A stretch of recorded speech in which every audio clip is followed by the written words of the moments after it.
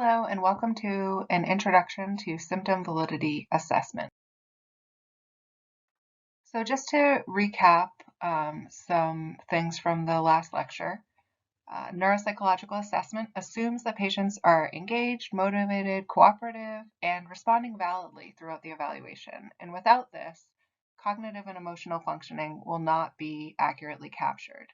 And this could result in many iatrogenic effects, such as incorrect diagnosis, recommendations for unnecessary medical workup, treatments, restrictions in independence, and also reinforcing non-credible symptoms.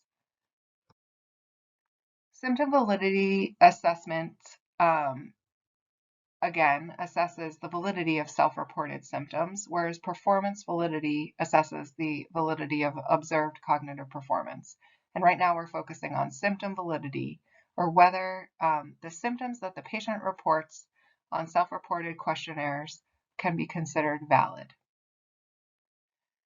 There are a few different types of symptom invalidity.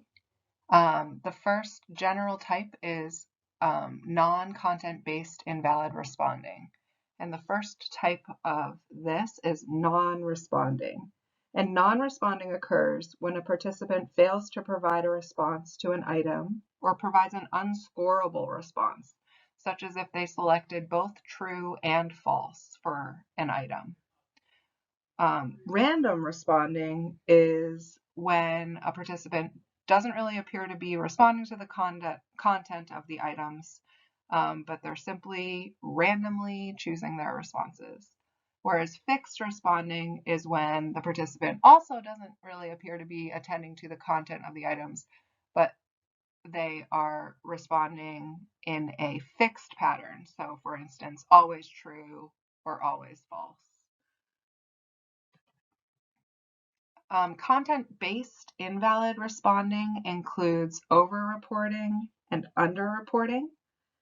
Over-reporting is when respondents convey more dysfunction or more serious dysfunction than they actually experience.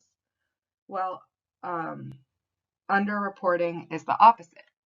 The participants or the patients will deny or minimize psychological difficulties.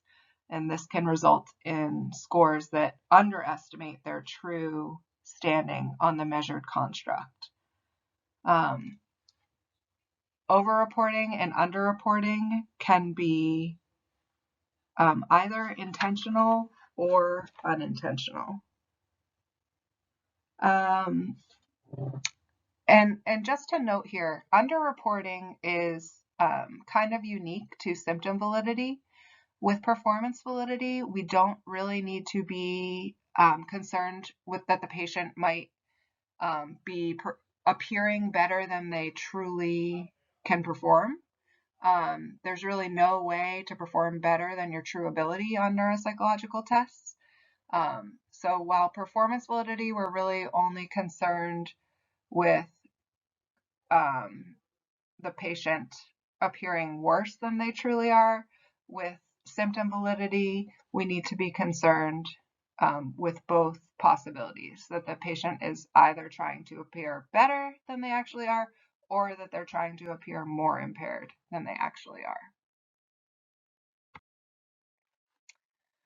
So when we use symptom validity tests to assess symptom validity, we want to choose disorder-specific measures. So ideally, a validity test that has been validated in a sample of patients with the same diagnosis as your patient. Also available are measures that are embedded within larger personality inventories, and there are also some standalone measures that have been validated in a variety of patient populations. Just like with neuropsychological test selection, we want to choose measures that are based on the quality of the research and relevance to any particular patient. So we're looking for well-validated tests, ideally validated in samples that are very similar to our patient. And the symptoms should not be interpreted without consideration of response bias. So if you don't have measures of response bias, then you really shouldn't be interpreting the patient's symptoms.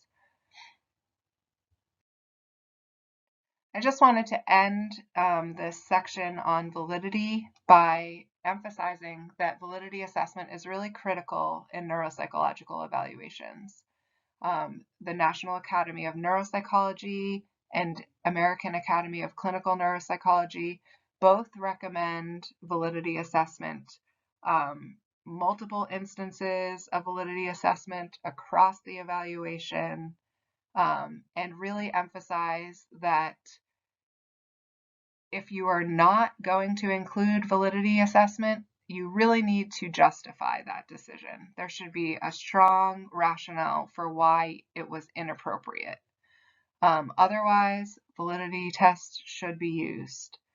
And this is not only stated by neuropsychological associations, but also medical associations. So the American Medical Association has stated that neuropsych evaluation should include validity assessments, and the Institute of Medicine noted that performance validity assessment should be conducted with cognitive assessments, and that all cognitive evaluations should include a statement of evidence of the validity of the results. So it's very important to make sure that when you do a neuropsychological evaluation, you include assessment of performance validity and symptom validity. Thank you.